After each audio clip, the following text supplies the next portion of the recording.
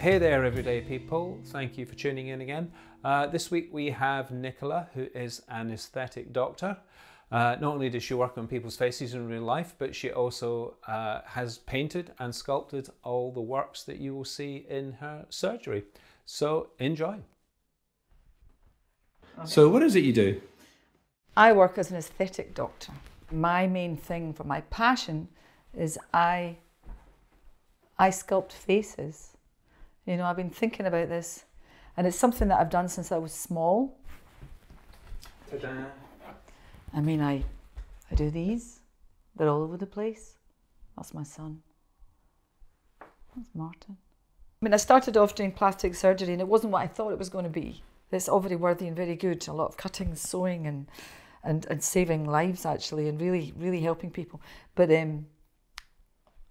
that wasn't really what I wanted to do, because to me, and surgeons won't like this, but they weren't doing kind of medicine. So I decided to become an anaesthetist, and because I did a little bit of plastic surgery for a while, left it so that I could pursue a career where I was dealing with people who were sick, who were ill, which is why I did intensive care medicine and anaesthetics. And but I didn't forget, actually. In the meantime, in the background, I'm painting pictures, I'm sculpting faces. And then, of course, the aesthetic industry is born in 25, 30 years ago. But 25 years ago, I had Botox myself and thought, this is amazing what this does, but I could do it better. So then I went on a course, and I didn't stop talking in the car speaker from Dundee to Troon, which is an hour and a half, about this. I couldn't believe I actually brought everything I've ever wanted to do and put it into one job, because as much as I loved my jobs in anaesthetist, they were all asleep. And you don't get to know people, or if they're in intensive care, they're not very well, and it's very interesting.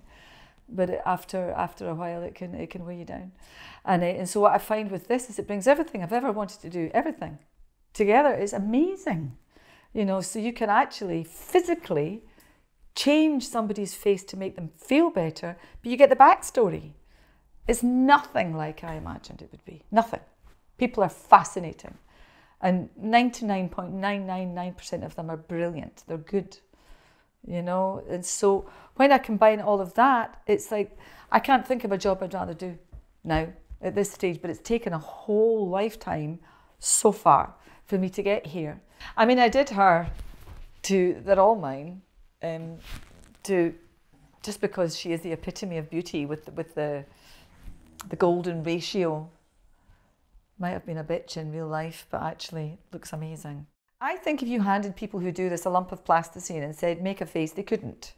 Most of the people you see going around, they want to look better, and they will go to people who are quite keen to have this as a career, but they're at it. I mean, I was in Connecticut 2 months ago, and in a town called New Canaan, and nobody had big lips. Nobody, but people did have, I could see subtle traces of Botox, subtle cheek enhancement. They just looked fresh. They looked elegant. They looked happy in themselves. They weren't desperately trying to look like they're ovulating, because let's face it, that's what big lips do tell you. So if you put that, if you put the juxtaposition of big juicy lips with the age of 50, there's something going on here that doesn't look attractive. And that's where the kind of the dichotomy, if that's the correct word, happens. You're giving out all the wrong signals. You know, instead of being a healthy, strong-looking matriarch, you want to look 20 years younger when you're not. And people, humans, can tell looking at each other instantly, seconds. How do you get up in the morning and motivate yourself to do this? How do I get up? Well, I'm a night owl, actually, so I don't start before 10. And what's not to love? My commute's amazing. I go from a lovely house to a beautiful clinic. Look at that. And, you know, as far as I'm concerned, this is the best clinic in the world. I'm in charge. I'm the boss, and I don't want to get into the stage of never mind the quality, feel the width. I'm not going to have lots and lots of little clinics everywhere. It'll be this and it'll be me. And so I'm motivated by the fact that I take a look at my diary, and I know most people And those I don't know, it sounds a bit Pollyanna, but I'm quite excited about it. You think, oh, I wonder what their story is and who, you know. Now this man, I do him to dissuade men from getting Botox. Do you know, because they'll say, you know, I've got kind of lines around my eyes and I frown a lot. And I'm like, can you imagine this man with no wrinkles? Can you? Do you know, it would just, doesn't work. Women find that attractive. I know I do. What's the best experience you've ever had doing this? There's so many. And every day there's something, every day, something brilliant. They often come here and they'd start crying, which is not what you'd expect. And what I do is I take a long time with people, a long time. It's not, I don't want a big production line, I don't want to rush people. And you get to know the depth of the experience that's actually created what's in front of you. And so you don't want to erase that. You know, I don't like getting rid of all the wrinkles. I have quite a few myself. I'm 60 in 3 weeks. And I like that. I love that. You know, some people look at me and either they'll say, it's all right for you because you don't need anything. And all I can say is I've actually had an awful lot done. Do you know, I've had surgery to my eyelids, I've had neck tight, I've had face tight. I do my own lip filler and my own cheek filler and my own filler here and here. I could do with a little bit more. And my own Botox, but I like to have expression. So I really look after my face and I do a lot to keep it looking healthy. So she's 59 in this. And I thought she looked lovely. And I was trying to capture. She's always a little bit wistful, but at the same time, fabulous. And I wanted to get that look, but I also wanted to have a hint of a jowl and some lines and some reality with how people become, because she was the epitome of beauty for so many men. And in fact, if you go to the ABBA show, she's back to that. But actually, I think she looks better there, personally.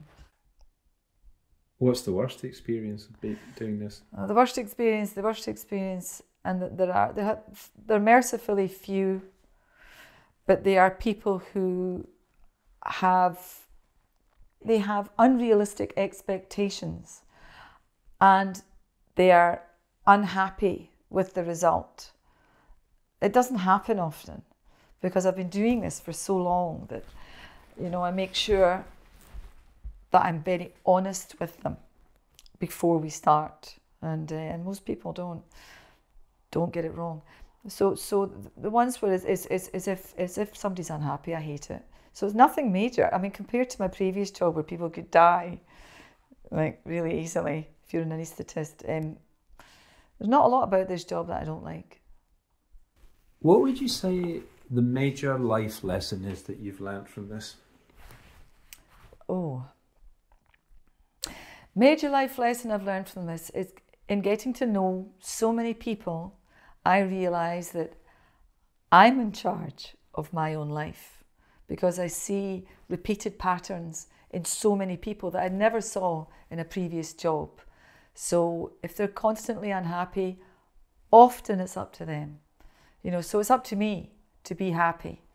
It's up to me to actually do something, I hate to use the word, but proactive. If things aren't working out, then really it is all about what I can do. I'm looking forward to seeing what this looks like. Yeah, you might say, Gary, that's really interesting that you enjoyed yourself. And I enjoyed myself. But your film, if you short-term me, I'll sue you with my big suing machine. See, when you get to 7, it opens up another set of valves. Does it? Yeah. What kind of car is this then? This is a Honda S2000. Oh, I like a Honda. They don't make them anymore. Thanks for watching. Please hit the like button or the subscribe button. That will help enormously, get the viewings up. And yeah, finally, I know you're desperate to ask, but no, I don't have a healthy face regime. This is just, that's just what you get. Thank you.